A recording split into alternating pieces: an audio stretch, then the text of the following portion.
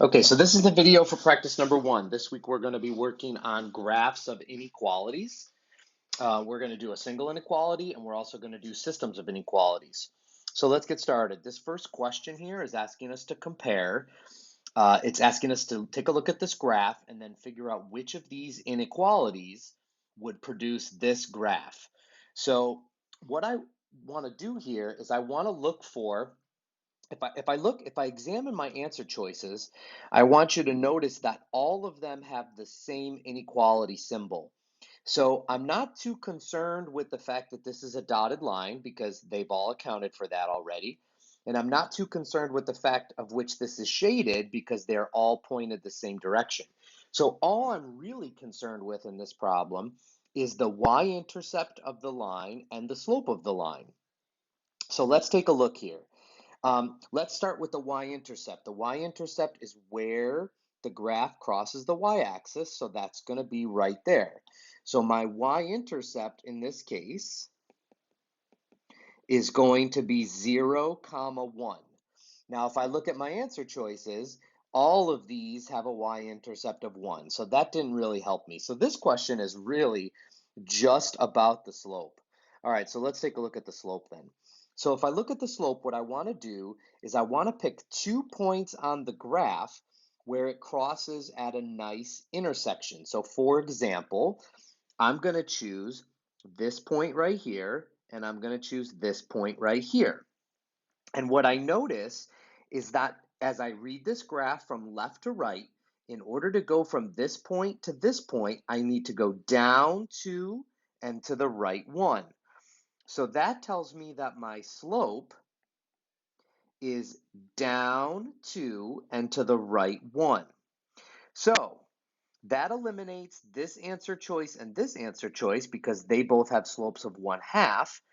And we eventually land on the fact that this is the only one that has a slope of a -2. This first answer choice has a slope of +2, and that's not what we're looking for.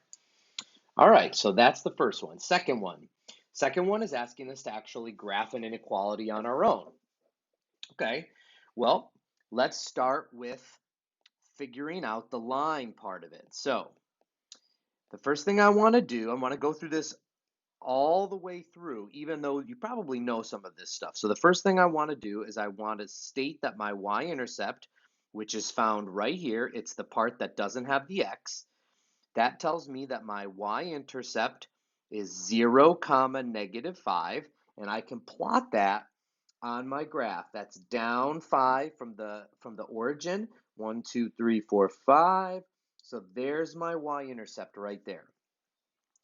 Then I notice that my slope here is 2, and we always want to write our slope as a fraction, so 2 becomes 2 over 1. What does that mean? Remember that slope is rise over run, so this tells us that I'm going to be going up 2 and right 1. We're always going to the right. We're either going up and to the right or down and to the right.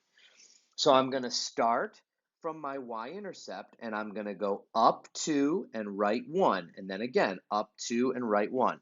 So I'm just going to put my points, up 2 and right 1, up 2 and right 1, up 2 and right 1. Okay. Now, before I draw my line, I need to go back to my inequality sign, and I notice that it doesn't have the equal to underneath.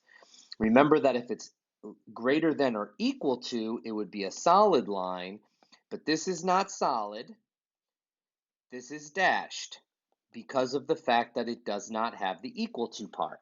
So I'm going to take my ruler and I'm going to draw